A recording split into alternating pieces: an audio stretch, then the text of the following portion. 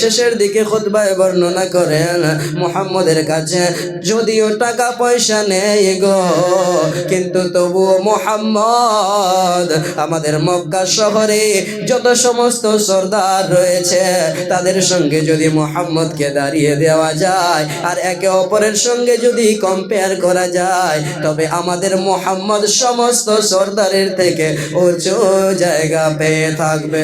মক্কা নগরের বাসীরা, তোমরা এই হাজরে আসওয়াদকে আমার চাদরের উপরে রেখে দাও। রাদিয়াল্লাহু তাআলা আনহা তিনি যেন হঠাৎ করে একদা কি করলেন, যখন নবীর মুহাব্বতে পড়ে গিয়েছেন আম্মা জান খাদিজা রাদিয়াল্লাহু তাআলা আনহা তো আগেই কসম খেয়েছিলেন যে আমি আর বিবাহ করব না, কেননা তিনার বয়স 40 বছর হয়ে গিয়েছিল।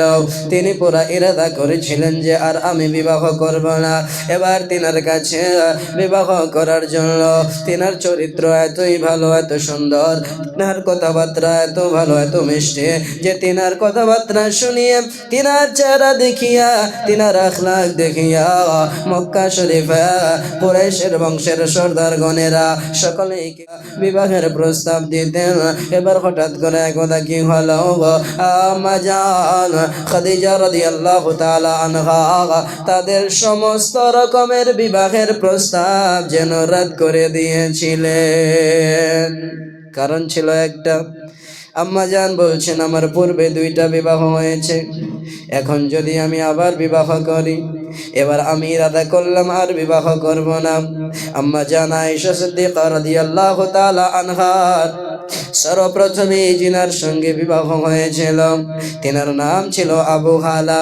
এবার যখন তিনি ইন্তেকাল করলেন তিনার থেকেও কিছু সন্তান হয়েছিল। তারপরে যখন আবু হালা ইন্তেকাল করলেন তারপরে আম্মা জান হযরত খাদিজা রাদিয়াল্লাহু তাআলা আনহা যেন এবার আবার বিবাহ করেছিলেন আতিককে।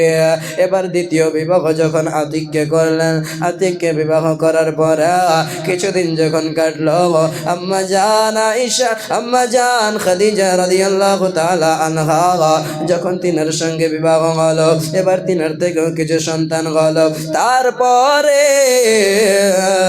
আম্মা জান খাদিজা রাদিয়াল্লাহু তাআলা আনহা বয়ান করতেছেন কি হযরতে আতিক যেন ইন্তেকাল করে গেলেন। আর যখন ইন্তেকাল করে চলে গিয়েছেন গো বাবা, সেই সময় থেকে আম্মা জান খাদিজা রাদিয়াল্লাহু তাআলা আনহা যেন পুরো ইরাদা করেছেন যে আজকের পরে আর আমি বিবাহ করব না।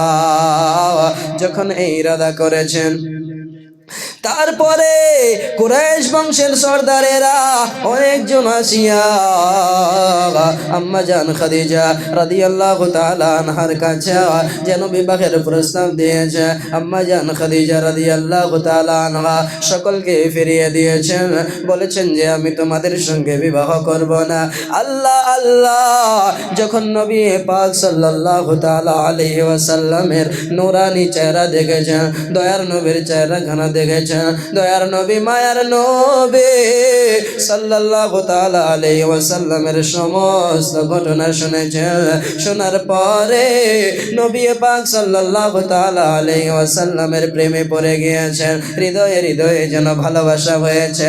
এবার ইনি কি করলেন, আম্মা জান খাদিজা রাদিয়াল্লাহু তাআলা আনহা যেন চিন্তা করলেন যে আমি কি করব, মুহাম্মদের কাছে আমার বিবাহের প্রস্তাব পাঠাবো। কোথায় আম্মা জান খাদিজা টাকাওয়ালা পয়সাওয়ালি, আম্মা জান খাদিজা বড় ধনী মহিলা, আর তিনি হলেন বড় ব্যবসায়ী মহিলা। তিনার চেহারা দেখে বড় বড় সর্দারেরা পাগল হয়ে যায়, বড় বড় সর্দারেরা তিনাকে বিবাহের প্রস্তাব দেয়। আম্মা জান খাদিজা বড় নেক মহিলা ছিলেন। এবার তিনার চরিত্র দেখে, তিনার ব্যবহার দেখে সকলেই তো আম্মা জান খাদিজাকে বিবাহের প্রস্তাব প্রস্তাব দিয়েছিল, কিন্তু আম্মা জান খাদিজা কারো বিবাহের প্রস্তাব গ্রহণ করেননি। আর অন্যদিকে দয়ার নবীর সমস্ত মুজিজা দেখিয়া, এতদিন পর্যন্ত মুজিজা দেখিয়া নবী পাক সাল্লাল্লাহু তাআলা আলাইহি ওয়াসাল্লামের সেই নূরানি চেহারা দেখিয়া, নবী পাক সাল্লাল্লাহু তাআলা আলাইহি ওয়াসাল্লামের মিষ্টি কথা শুনিয়া দয়ার নবীর মহব্বতে যেন পড়ে গিয়েছে। আম্মা জান খাদিজা রাদিয়াল্লাহু তাআলা আনহা কি করলেন, যখন মহব্বতে পড়ে গিয়েছেন, সর্বপ্রথমে হযরতে সাফিয়া কে ডাকলেন। আর ডাকার পরে জিজ্ঞাসা করছেন, যিনি নবী পাক সাল্লাল্লাহু তাআলা আলাইহি ওয়াসাল্লামের ফুফি ছিলেন, এবার ফুফিকে ডাকার পরে জিজ্ঞাসা করছেন, এ সাফিয়া, ও সাফিয়া, শোনো শোনো, তুমি একটু মুহাম্মদের বাড়ির অবস্থা বলো, আমি জানতে চাই যে মুহাম্মদের বাড়ির অবস্থা কেমন। যখন এই কথা বলেছেন, বলছেন, সাফিয়া গো, তুমি তো মুহাম্মদের ফুফি হবা, তুমি আমাকে একটু খবরটা দিয়ে দাও যে মুহাম্মদের বাড়ির অবস্থা কেমন আছে, একটু আমাকে বলো। এবার সাফিয়া যেন সব কিছু খুলে বললেন। বলছেন, খাদিজা শোনো শোনো, মুহাম্মদের আম্মা নেই, তিনি এই দুনিয়ার বুকে আসার পূর্বেই তিনার আব্বা জান ইন্তেকাল হয়ে গিয়েছিলেন। তারপর থেকে যখন তিনার আম্মা যেন ইন্তেকাল করে যান, তারপরে তিনার দেখাশোনা করার জন্য তিনার দাদা হযরতে আব্দুল মুত্তালিব দেখাশোনা করতেছিলেন। যখন তিনার বয়স 8 বছর বয়স হয়ে গেল, তখন তিনার দাদা হযরতে আব্দুল মুত্তালিব ইন্তেকাল হয়ে গিয়েছেন। এবার যখন তিনার দাদা ইন্তেকাল করেছেন, তিনার চাচা হযরতে আবু তালিব যেন আসিয়া বলেছিল, মুহাম্মদ তুমি চিন্তা করিও না, আমি তোমাকে আমার সঙ্গে রাখবো। অর্থাৎ 8 বছর বয়স থেকে নিয়ে নবী পাক সাল্লাল্লাহু তাআলা আলাইহি ওয়াসাল্লামের দেখাশোনার দায়িত্ব যেন আবু তালিব নিয়েছিল। খাদিজা শোনো শোনো, তাদের বাড়ির অবস্থা হলো এটা, কেননা মুহাম্মদের বাবা নেই, মা নেই। আল্লাহ আল্লাহ যখন বাড়ির সমস্ত ঘটনা খুলে বলেছে, এইদিকে হযরতে খাদিজা রাদিয়াল্লাহু তাআলা আনহা যেন কি করলেন, এবার এই খবরটা নেওয়ার পরে এবার তিনি কি করলেন, হযরতে নফিসাকে ডাকলেন। এবার হযরতে নফিসা ছিলেন কে, উমাইয়ার মেয়ে। এবার নফিসাকে ডাকার পরে নফিসার দ্বারা যেন বলেন, নফিসা যাও যাও মুহাম্মদের কাছে গিয়ে আমার বিবাহের প্রস্তাব খানা মুহাম্মদকে দেবা সাল্লাল্লাহু তাআলা আলাইহি ওয়াসাল্লাম। দয়ার নবী, মায়ার নবী সাল্লাল্লাহু তাআলা আলাইহি ওয়াসাল্লামকে বিবাহের প্রস্তাব দিয়ে পাঠালেন। যখন বিবাহের প্রস্তাব দিয়ে পাঠিয়েছেন, নবী পাক সাল্লাল্লাহু তাআলা আলাইহি ওয়াসাল্লাম এই প্রস্তাব শোনার পরে বলতে লেগেছেন, সাফিয়া, নাফিসা, শোনো শোনো, তুমি যে আমার কাছে বিবাহের প্রস্তাব নিয়ে এসেছো, আমি তো একাতেই রাজি হতে পারি না, আমি তো একাই বলতে পারবো না যে ঠিক আছে আমি যাব। অতএব আমি তোমাকে বলতে চাই গো, হ্যাঁ নাফিসা, তুমি শোনো শোনো, একটু দাঁড়াও, আমি গিয়ে আমার চাচার কাছ থেকে পরামর্শ নেই, আমার বাড়ির বড় বড় ব্যক্তিদের কাছে বলি তারা কি কথা বলে। যখন এই কথা বলেছেন, বলার পরে দয়ার নবী আমার কি করলেন, বাড়ির চাচার কাছে গেলেন, হযরতে আবু তালিবের কাছে গেলেন। আবু তালিবের কাছে গিয়ে বলতেছেন, চাচা গো, ও চাচা, আমাকে বিবাহের প্রস্তাব দিয়েছে, খাদিজা আমাকে বিবাহের প্রস্তাব দিয়েছে। খাদিজার বয়স 40 বছর, চাচা আমার বয়স হলো 25 বছর। আল্লাহ আল্লাহ এই কথা শোনার পরে বাড়ির মানুষেরা যখন এই শুনলো, সমস্ত বড় বড় ব্যক্তিরা বসিয়া দয়ার নবী, মায়ার নবী সাল্লাল্লাহু তাআলা আলাইহি ওয়াসাল্লামকে বলতে লাগেছে, মুহাম্মদ রে, তোমার কাছে তো টাকা পয়সা নেই, আমাদের কাছেও বেশি টাকা পয়সা নেই। শোনো শোনো, এবার একটা ভালো পরামর্শ হলো যে খাদিজা হলো খুব সুন্দর মেয়ে, তার সঙ্গে সঙ্গে সে হলো ধনী মহিলা, তার সঙ্গে সঙ্গে তার পাকিজগির চারদিকে চর্চা রয়েছে, অর্থাৎ সে হলো পাক দামান মহিলা। কি করো গো, আমরা সকলে এতে মত দিচ্ছি, তুমি কি করো, হযরতে খাদিজাকে বিবাহ করে না। যখন এই কথা বলেছে দয়ার নবী মায়ার নবী সাল্লাল্লাহু তাআলা আলাইহি ওয়াসাল্লাম রাজি হয়েছে। এবার ঘটনা ঘটে গেল, সকলে গিয়ে খবর যেন আম্মা জান খাদিজার কাছে দিয়ে দিলেন, বললেন খাদিজা বিবাহের জন্য রাজি হয়ে গিয়েছে, এবার কি করো, দিন তারিখ ফিক্স করো। যখন তা বিবাহের তারিখ ফিক্স করা হলো, ডেট করা হলো, বিবাহের দিনে হযরত মুহাম্মদ মুস্তাফা সাল্লাল্লাহু তাআলা আলাইহি ওয়াসাল্লাম আমার নবী যেন বরযাত্রী নিয়ে বাড়ি থেকে বের হয়েছেন, সঙ্গে করে নিজের চাচা হযরত হামজা রাদিয়াল্লাহু তাআলা আনহুকে নিয়েছেন, নিজের চাচা হযরত আবু তালিবকে নিয়েছেন। নেওয়ার পরে আরো খানদানের মধ্যে যত সমস্ত বড় বড় বৃদ্ধ ব্যক্তিরা ছিল সকলকে নেওয়ার পরে দয়ার নবী মায়ার নবী সাল্লাল্লাহু তাআলা আলাইহি ওয়াসাল্লাম যেন হযরতে খাদিজা রাদিয়াল্লাহু তাআলা আনহার বাড়িতে গিয়ে উপস্থিত। এবার উপস্থিত হওয়ার পরে বিবাহের কাজ আরম্ভ। এবার বিবাহের মধ্যে সর্বপ্রথমে খুতবা পড়ার জন্য এলেন হযরতে আবু তালেব। এবার আসার পরে তিনি যে একটা খুতবা পড়েছেন, সেই খুতবা থেকে বোঝা যায় যে তিনারা আল্লাহর উপরে ভরসা করতেন। আল্লাহ আল্লাহ হযরতে আবু তালেব এবার তিনি খুতবা পড়ার সময় সর্বপ্রথমে পড়েছেন আলহামদুলিল্লাহ, জোরে বলুন সুবহানাল্লাহ। আল্লাহর প্রশংসা করিয়া বলতে লাগেছে।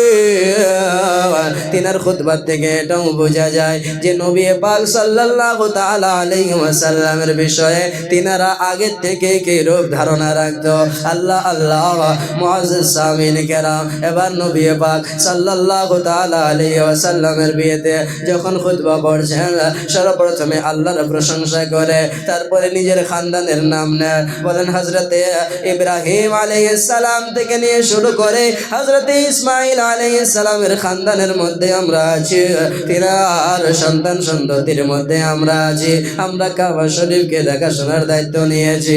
তার সঙ্গে সঙ্গে শেষের দিকে খুতবায় বর্ণনা করেন মুহাম্মদের কাছে যদিও টাকা পয়সা নেই গো, কিন্তু তবুও মুহাম্মদ আমাদের মক্কা শহরে যত সমস্ত সরদার রয়েছে তাদের সঙ্গে যদি মুহাম্মদকে দাঁড়িয়ে দেওয়া যায় আর একে অপরের সঙ্গে যদি কম্পেয়ার করা যায় তবে আমাদের মুহাম্মদ সমস্ত সরদারের থেকে উঁচু জায়গা পেয়ে থাকবে।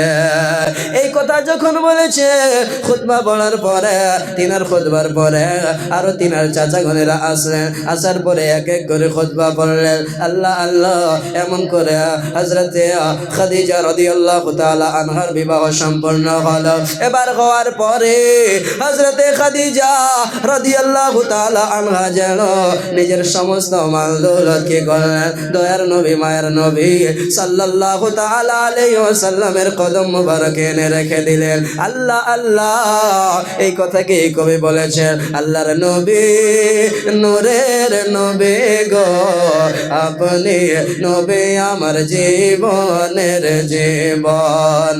আল্লাহর নবী নূরের নবী গো, আপনি নবী আমার জীবনের জীবন। আপনি নবী আমার জীবন সাথী, অন্ধকার কবরের বাতি।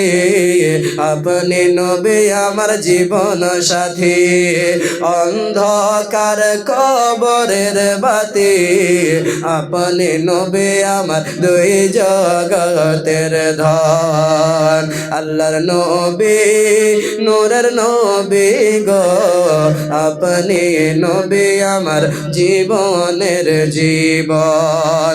আর রহমাতাল লিল আলামিন, अपनी उम्मतेर ज़मीर गुनाहगार उम्मतेर आपन जान अल्लाहर नबी नूरेर नबी गो अपनी नबी आमार जीवनेर जीवन और देखे अपनार मौजिज़ा भाग्यवती माँ खदीजा देखे अपनार मौजिज़ा भाग्यवती माँ खदीजा सौंपे दिलन जीवन যৌবন अरे माल दौलत जागा छिलो कदम मुबारके सौंपे दिलो माल दौलत जागा छिलो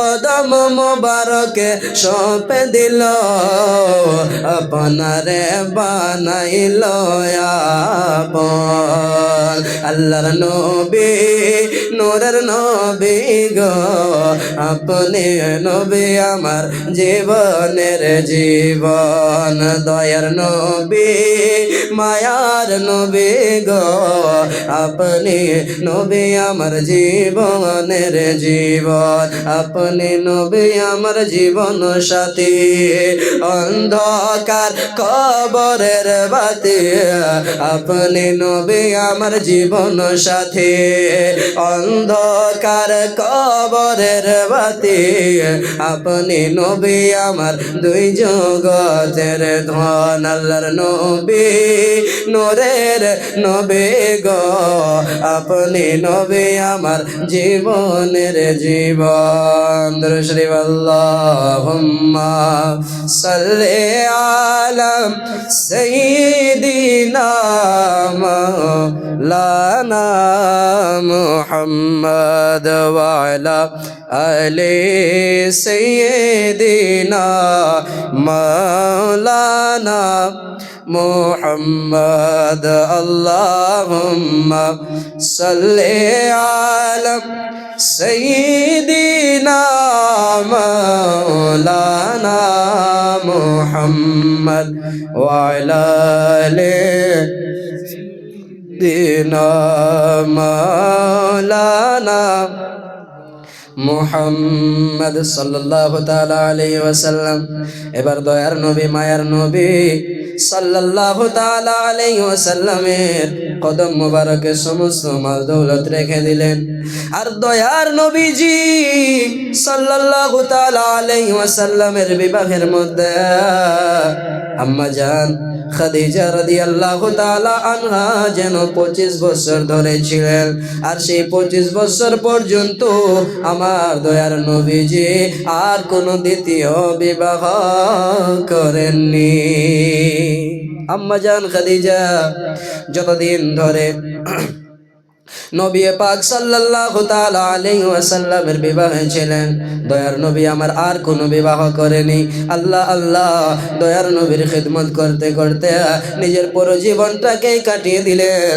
আম্মা জান খাদিজা রাদিয়াল্লাহু তাআলা আনহা এবার ঘটনা হলো কি এর মধ্যে অর্থাৎ দয়ার নবী মায়ার নবী সাল্লাল্লাহু তাআলা আলাইহি ওয়াসাল্লাম কে আল্লাহ তাবারক ওয়া তাআলা এত পাওয়ার দিয়েছিলেন এত শক্তি দিয়েছিলেন যে দয়ার নবী মায়ার নবী সাল্লাল্লাহু তাআলা আলাইহি ওয়াসাল্লাম কে মক্কা নগরের বড় বড় সরদারেরা যাদের বয়স বেশি হয়ে গিয়েছিল তারাও বলতো যে মুহাম্মদ হলো সব থেকে বড় সরদার জোরে বলো সব থেকে বড় সরদার হলো মুহাম্মদ এবার কেন গো কেন যদি জিজ্ঞাসা করা যায় তবে আমরা বুঝতে পারবো যে নবী পাক সাল্লাল্লাহু তাআলা আলাইহি ওয়াসাল্লামের সিরাত যখন পড়তে যাই বাবাজি দেখতে পাই কি দয়ার নবী মায়ার নবী সাল্লাল্লাহু তাআলা আলাইহি ওয়াসাল্লামের বয়স যখন 35 বছর হলো সেই সময়ে মক্কা নগরে একটা ঘটনা ঘটেছিল সেই ঘটনাটা হলো এটা যে দয়ার নবী মায়ার নবী সাল্লাল্লাহু তাআলা আলাইহি ওয়াসাল্লাম সেই সময় ছিলেন মক্কা নগরে আর 35 বছর বয়স যখন নবীজি বের হয়েছে সেই সময় যেন মক্কা নগরে একটা বড় ধরনের বন্যা চলে এসেছিল। আর সেই যে বন্যা এসেছিল গো বাবারা, সেই যে বন্যা এসেছিল, সেই বন্যা আসার পরে সেই বন্যা যেন কাবা ঘরকে ভেঙে দিয়েছিল। অতিরিক্ত পানি হওয়ার কারণে, অতিরিক্ত বৃষ্টি হওয়ার কারণে কাবা ঘরের দিকে বন্যা এসে সেই কাবা ঘরকে ভেঙে দিয়েছিল। আল্লাহ আল্লাহ, যখন কাবা ঘর ভেঙে গিয়েছে সেই সময়ে সমস্ত মক্কা নগরের বাসিন্দারা সকলে মিলে একটা চিন্তা করলো যে কাবা ঘর ভেঙে গিয়েছে, চলো চলো এবার গিয়ে আবার আমরা কাবা ঘরকে বানাবো। এবার যখন কাবা ঘরকে বানানোর জন্য দ্বিতীয়বার গিয়েছে, আল্লাহ আল্লাহ,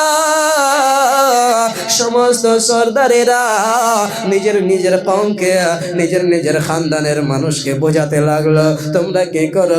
সকলেই আলাদা আলাদা হয়ে গেল আর নিজের নিজেদের মধ্যে পরামর্শ করলো, যেহেতু কাবা ঘর ভেঙে গিয়েছে এখন থেকে আমরা কাবা ঘরকে কি করব, পুরো পাকা ভাবে তৈরি করব আর সেই কাবা ঘরের উপরে ছাদও বানিয়ে দেব যেন আর কাবা ঘর আগামীতে না ভেঙে যায়। এই কথা বলিয়া এবার যেন কি হয়ে গেল, ঘটনা ঘটলো যে সকলে পরামর্শ করার পরে সকলেই যেন কি করলো, নিজের নিজের সর্দারি সামলাতে গিয়ে সকলেই নিজের নিজের দলের মানুষদেরকে বলল, মানুষেরা পাথর নিয়ে আসো, আসার পরে দেওয়ালটা গাঁথনি আরম্ভ করো। এবার সাইড থেকে যখন শুরু করেছে সকলে এক এক করে সামান জোগাড় করেছে, জোগাড় করার পরে কাবা ঘরকে বানাতে আরম্ভ করেছে। একদিক থেকে আরম্ভ করেছে গো বাবারা, এবার একদিক থেকে যখন বানাতে আরম্ভ করেছে চারদিকে তিনারা পরামর্শ করেছে যে দরজা আমরা উঁচু জায়গায় করব যেন পানি না ভিতরে প্রবেশ করতে পারে। আল্লাহ আল্লাহ, যখন এই পরামর্শ করার পরে চারদিকের দেওয়াল বানাতে লেগেছে সেই সময়টা চলে আসলো যেই সময়ে হাজরে আসওয়াদকে দেওয়ালে লাগাতে হবে। আর যখন হাজরে আসওয়াদকে লাগানোর সময় এসেছে সেই সময়ে সমস্ত সর্দারেরা আর সমস্ত দলের মানুষেরা একে অপরের সঙ্গে কথাবার্তা বলতে আরম্ভ করেছে। আর এ বলছে, এক সর্দার বলছে যে আমরা হাজরে আসওয়াদ লাগাবো, অন্য সর্দার বলছে আমরা হাজরে আসওয়াদ লাগাবো। এবার কারণ ছিল কি, যে সেই জায়গায় এটা মনে করেছিল তারা যে আমাদের সর্দার অর্থাৎ আমাদের কম, আমাদের খানদানের মানুষ যদি হাজরে আসওয়াদকে দেওয়ালে লাগায় তবে আমাদের সম্মান বেড়ে যাবে। অন্যান্যরা ভেবেছিল আমরা লাগালে আমাদের সম্মান বেড়ে যাবে। যখন সকলেই একই নিয়ত করেছে যে আমরা যদি হাজরে আসওয়াদকে দেওয়ালে লাগাই তবে আমাদের ইজ্জত বেড়ে যাবে, আমাদের সম্মান বেড়ে যাবে, এই নিয়ত যখন করেছে গো বাবারা, সেই সময়ে একে অপরের সঙ্গে একে অপরে যুদ্ধ করতে, ঝগড়া করতে আরম্ভ করেছি। যখন ঝগড়া করতে আরম্ভ করেছে এবার সকলেই মনে করছে আমরা পাথর লাগাবো, কেউ বলছে আমি হাজরে আসওয়াদ লাগাবো, যার দরুনে আমার খানদানের নাম রোশন হয়ে যাবে, আমার প্রশংসা বেশি হবে। এই নিয়ত নিয়ে সকলে একে অপরের সঙ্গে ঝগড়া আরম্ভ করে দিয়েছে। এবার ঝগড়া করতে করতে মক্কা শরীফে কাবা ঘরের কাজ যেন বন্ধ হয়ে গেল। যখন কাজ বন্ধ হয়েছে এইরূপ করে একদিন, দুই দিন, 3 দিন, 4 দিন যখন পার হয়ে যায়, 4 দিন পার হওয়ার পরে সকলে মিলে একটা পরামর্শ করলো যে আমরা একে অপরের সঙ্গে যুদ্ধ করব, তলোয়ার বের করব, যারা জিতে যাবে গো তারাই কাবা ঘরে হাজরে আসওয়াদকে লাগিয়ে দেবে। এই জিনিসটা তো বড় ঘাতক ছিল, যদি একে অপরের মধ্যে যুদ্ধ করত তবে একে অপরের খুন বাহাত, একে অপরের রক্তই রক্ত, একে অপরের রক্ত বাহিত করত, কি হতো গো, সেই সময় মানুষ মরলেও নিজেদেরই মানুষ মরত। যখন এই ঘটনা ঘটলো এবার তাদের মধ্য থেকে একজন বৃদ্ধ ব্যক্তি আসিয়া বলতে লাগলো, মক্কাবাসীরা শোনো শোনো, তোমরা সকলেই চাও গো যে আমরা হাজরে আসওয়াদকে দেওয়ালে লাগাবো। তোমরা কি করো, আগামীকাল পর্যন্ত আজকে শুয়ে যাও, আগামীকালকে সকালবেলা যখন ঘুম থেকে উঠবা, ওঠার পরে দেখবা যে মক্কা শরীফে এই কাবা ঘরের ভিতর থেকে কে বের হয়। যেই ব্যক্তি কাবা ঘরের ভিতর থেকে প্রথমে বের হবে, যেই ব্যক্তি কাবা ঘর থেকে সকালবেলা বের হবে, তাকেই আমরা সর্দার মনে করে নেব। আর সেই ব্যক্তি যে বের হবে, সে যেটাই বলবে, অর্থাৎ সে যাকে লাগানোর জন্য পাথর বলবে, সেই এই হাজরে আসওয়াদ লাগাবে। যখন এই কথা বলেছেন, সকলেই একমত মেনে নিল, বলছে ঠিক আছে, তবে আমরাও রাজি। সকলেই যখন রাজি হয়েছে গো বাবারা, আল্লাহর কুদরতের উপরে কোরবান যায়। মহান আল্লাহ পাক এমন কুদরত দেখালেন, তারপরের দিন সকালবেলা সকলেই যেন টুকটুক করে নজর দিয়ে আছে যে কাবা ঘর থেকে কে বের হয়ে আসে দেখি। এবার সকলেই দেখতেছেন কি আল্লাহর কুদরত, যেন দয়ার নবী মায়ার নবী সাল্লাল্লাহু তাআলা আলাইহি ওয়াসাল্লাম সকালবেলা যেন সেই কাবা ঘর থেকে বাইরে বের হয়ে আসছে। যখন নবী পাক সাল্লাল্লাহু তাআলা আলাইহি ওয়াসাল্লাম বাইরে বের হয়ে এসেছে, সেই সময় মানুষেরা দেখিয়া যেন হাসি মুখে বলতে লেগেছে যে আমরা তো মুহাম্মদকে সর্দার মেনে নিলাম, তার সঙ্গে দেখো না মুহাম্মদ কত বড় আমিন, কত বড় সর্দার। সুবহানাল্লাহ। এবার নবী পাক সাল্লাল্লাহু তাআলা আলাইহি ওয়াসাল্লামকে সর্দার মনে করে নিল। এবার নেওয়ার পরে দয়ার নবীকে বলতে লেগেছেন, মুহাম্মদ এবার তুমি যেটা বলবা সেটাই হবে। তুমি যদি বলো যে আমরা হাজরে আসওয়াদকে লাগাবো, আমরা লাগাবো। আর যদি বলো যে অন্য কেউ লাগাবে গো, তবে অন্য কেউ সেই পাথর লাগাবে। এবার দয়ার নবী আমার কি করলেন, সর্বপ্রথমে নিজের চাদরখানা বের করলেন, বের করার পরে বিছিয়ে দিলেন, আর বললেন কি, হ্যাঁ মক্কা নগরের বাসীরা, তোমরা এই হাজরে আসওয়াদকে আমার চাদরের উপরে রেখে দাও, রেখে দাও। এবার যখন হাজরে আসওয়াদকে চাদরের উপরে রাখা হয়েছে, যখনই চাদরের উপরে রাখা হয়েছে গো বাবা, দয়ার নবী আমার বলতে লেগেছেন কি, সর্দারেরা প্রত্যেকটা খানদানের মানুষকে বলছে, শোনো শোনো, তোমরা নিজেদের খানদানের মধ্য থেকে একজন একজন করে সর্দার বেছে নাও, আর তাদেরকে সামনের দিকে এগিয়ে দাও। দয়ার নবীর হুকুমের উপরে কোরবান যায়। এবার হলো কি, সকলেই নিজেদের খানদানের মধ্য থেকে একজন করে সর্দার বেছে নিল। একজন করে সর্দার বেছে নিয়ে সকলেই তাকে সামনে এগিয়ে দিল। এবার এগিয়ে দেওয়ার পরে দয়ার নবী মায়ার নবী সাল্লাল্লাহু তাআলা আলাইহি ওয়াসাল্লাম বললেন কি, এই ধরো আমার চাদরখানা উঠাও, যার মধ্যে হাজরে আসওয়াদ আছে। এবার সকলেই মিলে চারদিক থেকে ধরে হাজরে আসওয়াদকে উঠাতে লাগলেন। উঠাতে উঠাতে সেই জায়গা পর্যন্ত পৌঁছে গিয়েছে গো বাবা, যে জায়গায় হাজরে আসওয়াদকে লাগানো হয়েছে, সেই জায়গায় যখন উঠিয়ে দিয়েছেন দয়ার নবী মায়ার নবী সাল্লাল্লাহু তাআলা আলাইহি ওয়াসাল্লাম যেন নিজের হাত মুবারক দিয়ে হাজরে আসওয়াদকে ধরে কাবা ঘরে লাগিয়ে দিলেন। এবার লাগানোর পরে দেখুন না নবী পাকের শান কত বড়, যে জায়গায় সমস্ত মানুষেরা একে অপরের সঙ্গে যুদ্ধ করতে রাজি হয়ে গিয়েছিল যে আমরা হাজরে আসওয়াদকে লাগাবো, আমরা হাজরে আসওয়াদকে লাগাবো, আমাদের সম্মান বাড়বে। আর দয়ার নবী হুকুম কি দিলেন, বলছেন সমস্ত খানদান থেকে একজন একজন করে সর্দারকে পাঠাও, কেননা সর্দার যদি লাগিয়ে দেয় তবে সর্দার লাগানো মানে হলো সমস্ত মানুষের লাগানো। জোরে বলুন সুবহানাল্লাহ। সর্দার লাগিয়ে দিয়েছে মানে সমস্ত মানুষ লাগিয়ে দিয়েছে।